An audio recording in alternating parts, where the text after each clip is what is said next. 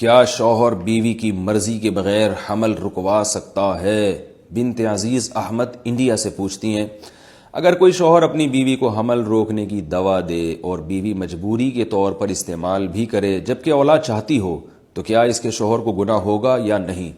بالکل گناہ ہوگا۔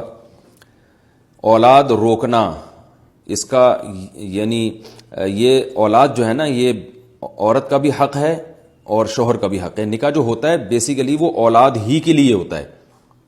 جو اللہ تعالیٰ نے ہمیں جوڑوں کی شکل میں پیدا کیا نا، اور نکاح کا جو نظام رکھا ہے اس کی بنیادی وجہ کیا ہے؟ نسل کا بڑھنا، تاکہ وہ نسل بڑھے۔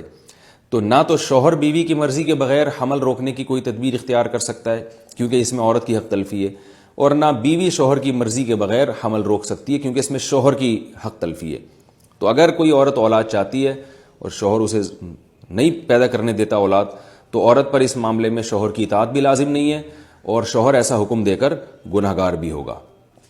بعض لوگ کہتے ہیں کہ شوہر کہتے ہیں میری تنخواہ اتنی نہیں ہے، میں کہاں سے کھلاؤں گا؟ بیگم تم تو پیدا کر رہی ہو، کھلانا تو میرے ذمہ ہے، میں کہاں سے خرچے اٹھاؤں گا؟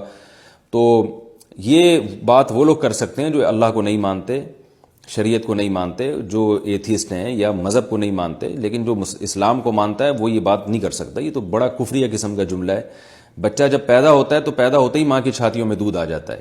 یہ دودھ آنا اس کی علامت ہے کہ اس کا رزق اللہ نے اپنے ذمہ لیا ہے۔